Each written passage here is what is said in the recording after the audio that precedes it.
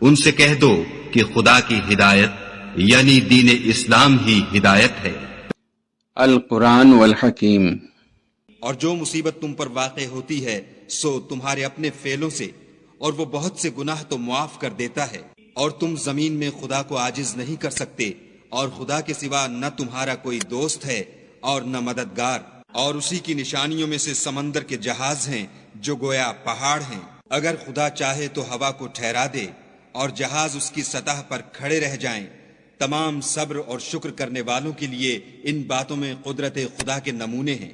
یا ان کے اعمال کے سبب ان کو تباہ کر دے اور بہت سے قصور معاف کر دے، اور انتقام اس لیے لیا جائے کہ جو لوگ ہماری آیتوں میں جھگڑتے ہیں وہ جان لیں کہ ان کے لیے خلاصی نہیں۔ لوگوں، جو مال و متاع تم کو دیا گیا ہے وہ دنیا کی زندگی کا ناپائیدار فائدہ ہے، اور جو کچھ خدا کے ہاں ہے وہ بہتر اور قائم رہنے والا ہے، یعنی ان لوگوں کے لیے جو ایمان لائے اور اپنے پروردگار پر بھروسہ رکھتے ہیں، اور جو بڑے بڑے گناہوں اور بے حیائی کے کاموں سے پرہیز کرتے ہیں، اور جب غصہ آتا ہے تو معاف کر دیتے ہیں، اور جو اپنے پروردگار کا فرمان قبول کرتے ہیں اور نماز پڑھتے ہیں اور اپنے کام آپس کے مشورے سے کرتے ہیں، اور جو مال ہم نے ان کو عطا فرمایا ہے اس میں سے خرچ کرتے ہیں، اور برائی کا بدلہ تو اسی طرح کی برائی ہے، مگر جو درگزر کرے اور معاملے کو درست کر دے تو اس کا بدلہ خدا کے ذمے ہے۔ اس میں شک نہیں کہ وہ ظلم کرنے والوں کو پسند نہیں کرتا، اور جس پر ظلم ہوا ہو اگر وہ اس کے بعد انتقام لے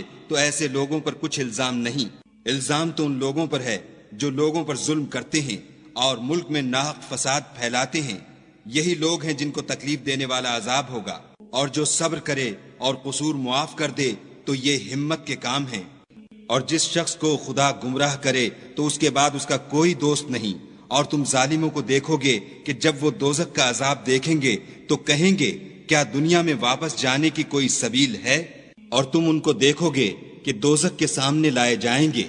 ذلت سے عاجزی کرتے ہوئے چھپی اور نیچی نگاہ سے دیکھ رہے ہوں گے، اور مومن لوگ کہیں گے کہ خسارہ اٹھانے والے تو وہ ہیں جنہوں نے قیامت کے دن اپنے آپ کو اور اپنے گھر والوں کو خسارے میں ڈالا۔ دیکھو کہ بے انصاف لوگ ہمیشہ کے دکھ میں پڑے رہیں گے، اور خدا کے سوا ان کے کوئی دوست نہ ہوں گے کہ خدا کے سوا ان کو مدد دے سکیں، اور جس کو خدا گمراہ کرے اس کے لیے ہدایت کا کوئی رستہ نہیں۔ ان سے کہہ دو کہ قبل اس کے کہ وہ دن جو ٹلے گا نہیں خدا کی طرف سے موجود ہو، اپنے پروردگار کا حکم قبول کرو۔ اس دن تمہارے لیے نہ کوئی جائے پناہ ہوگی اور نہ تم سے گناہوں کا انکار ہی بن پڑے گا۔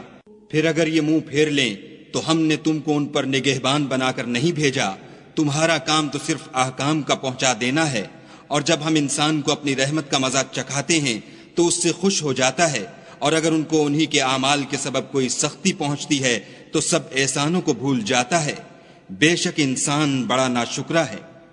تمام بادشاہت خدا ہی کی ہے، آسمانوں کی بھی اور زمین کی بھی۔ وہ جو چاہتا ہے پیدا کرتا ہے، جسے چاہتا ہے بیٹیاں عطا کرتا ہے اور جسے چاہتا ہے بیٹے بخشتا ہے، یا ان کو بیٹے اور بیٹیاں دونوں عنایت فرماتا ہے، اور جس کو چاہتا ہے بے اولاد رکھتا ہے۔ وہ تو جاننے والا اور قدرت والا ہے۔ اور کسی آدمی کے لیے ممکن نہیں کہ خدا اس سے بات کرے مگر الہام کے ذریعے سے یا پردے کے پیچھے سے، یا کوئی فرشتہ بھیج دے تو وہ خدا کے حکم سے جو خدا چاہے القا کرے۔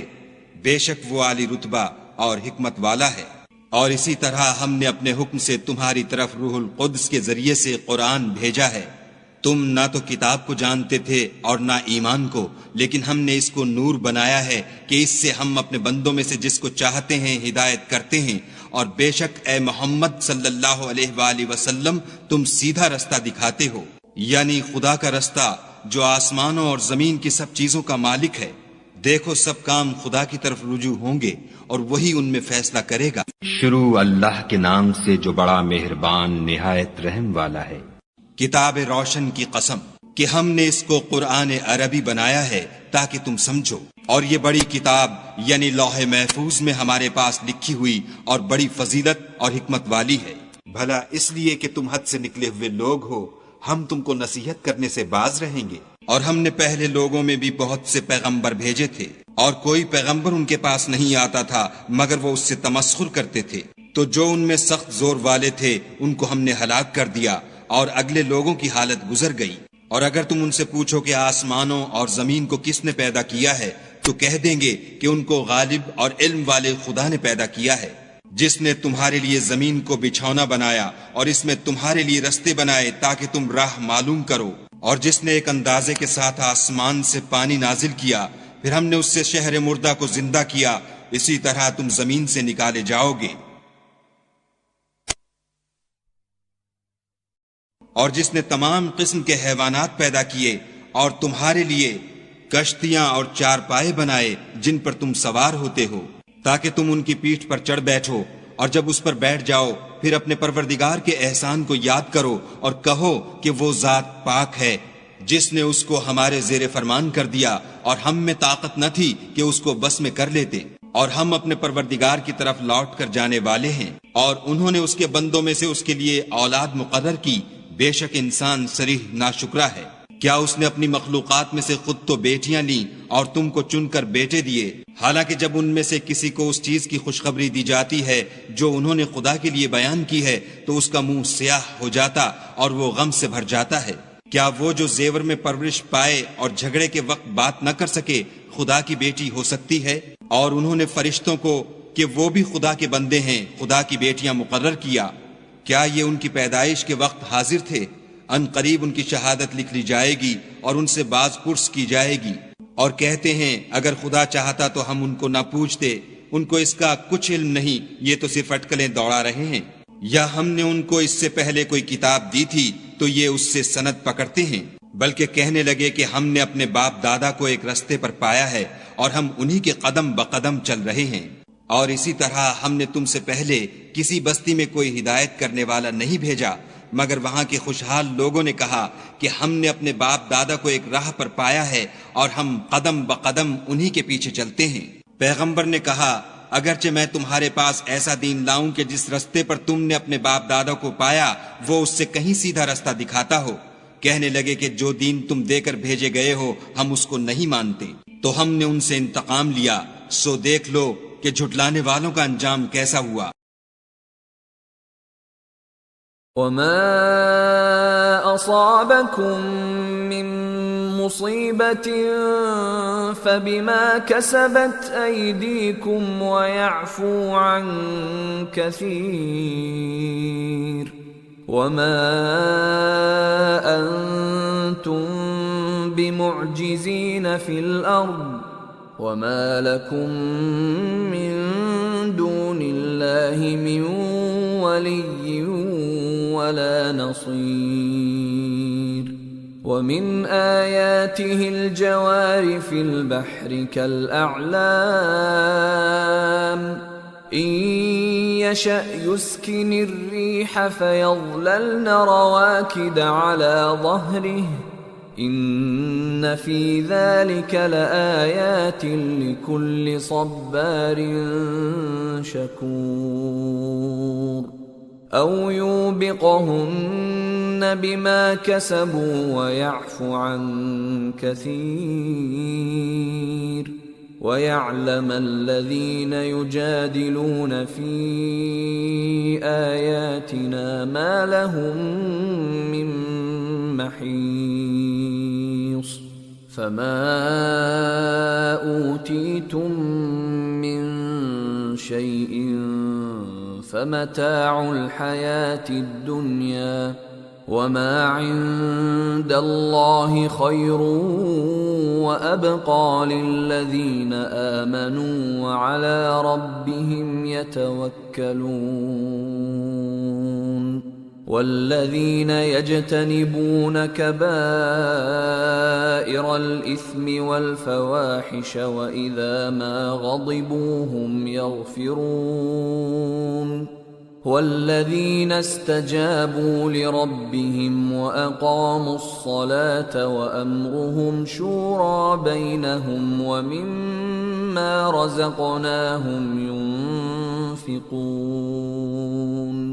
وَالَّذِينَ إِذَا أَصَابَهُمُ الْبَغْيُ هُمْ يَنتَصِرُونَ وَجَزَاءُ سَيِّئَةٍ سَيِّئَةٌ مِثْلُهَا فمن عفا وأصلح فأجره على الله إنه لا يحب الظالمين. ولمن انتصر بعد ظلمه فأولئك ما عليهم من سبيل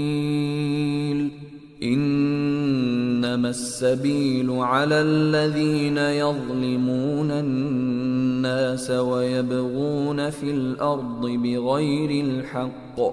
أولئك لهم عذاب أليم.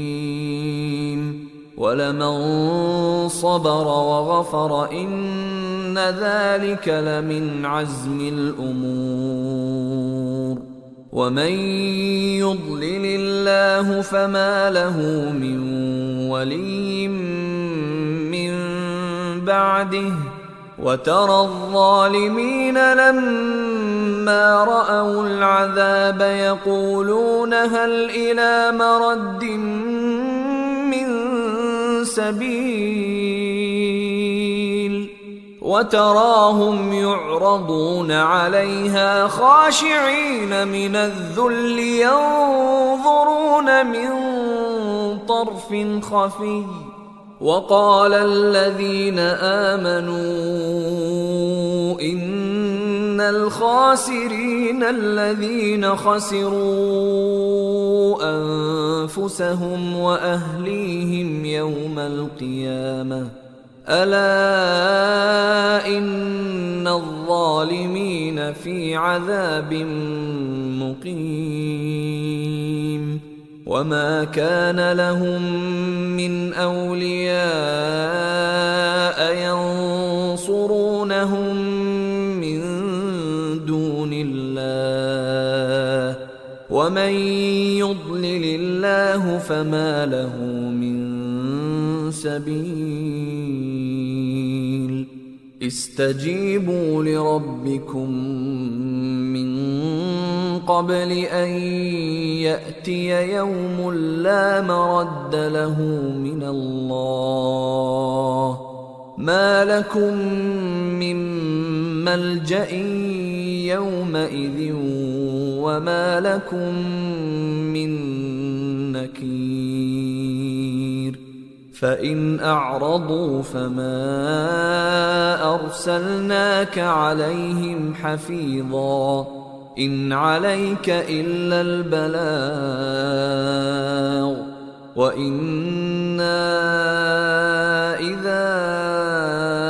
أذقنا الإنسان منا رحمة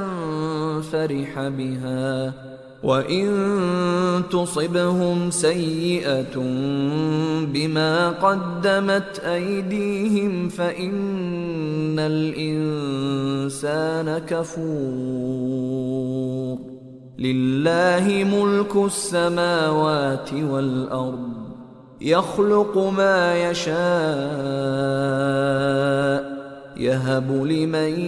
يشاء إناثا ويهب لمن يشاء الذكور أو يزوجهم ذكرانا وإناثا ويجعل من يشاء عقيما إنه عليم قدير. وما كان لبشر أن يكلمه الله إلا وحيا أو من وراء حجاب أو يرسل رسولا فيوحي بإذنه ما يشاء إنه علي حكيم. وكذلك أوحينا إليك روحا من أمرنا ما كنت تدري ما الكتاب ولا الإيمان ولكن جعلناه نورا نهدي به من نشاء من عبادنا وإنك لتهدي إلى صراط مستقيم صراط الله الذي له ما في السماوات وما في الأرض ألا إلى الله تصير الأمور. بسم الله الرحمن الرحيم. حميم والكتاب المبين إنا جعلناه قرآنا عربيا لعلكم تعقلون وإنه في أم الكتاب لدينا لعلي حكيم أفنضرب عنكم الذكر صفحا أن كنتم قوما مسرفين وكم أرسلنا من نبي في الأولين وما يأتيهم من نبي إلا كانوا به يستهزئون فأهلكنا أشد منهم بطشا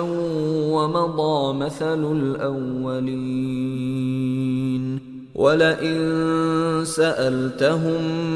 من خلق السماوات والأرض ليقولن خلقهن العزيز العليم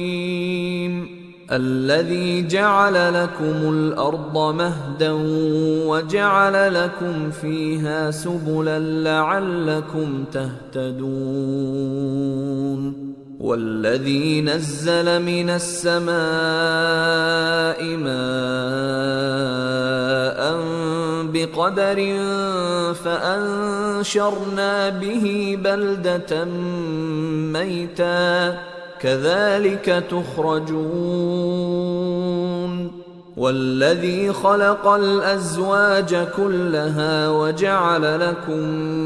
من الفلك والأنعام ما تركبون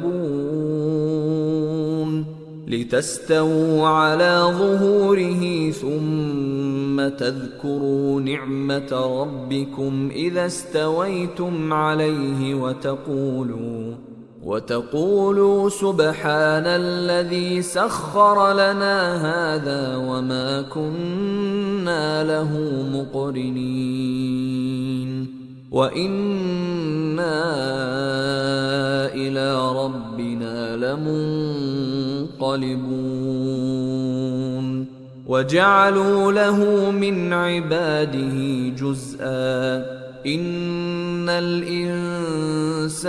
لكفور مبين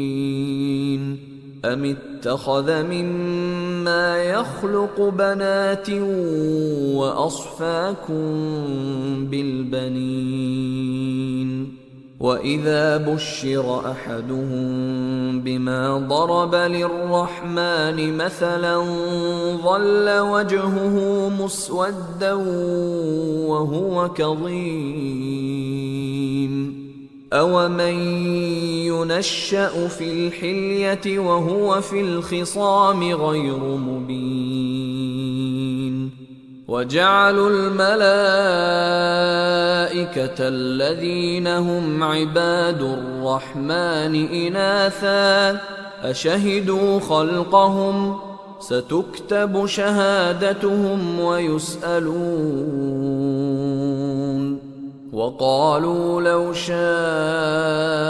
الرحمن ما عبدناهم ما لهم بذلك من علم إن هم إلا يخرصون أم آتيناهم كتابا من قبله فهم به مستمسكون بل قالوا إنا وجدنا آباءنا على أمة وإنا على آثارهم مهتدون وكذلك ما أرسلنا من قبلك في قرية من نذير إلا قال مترفوها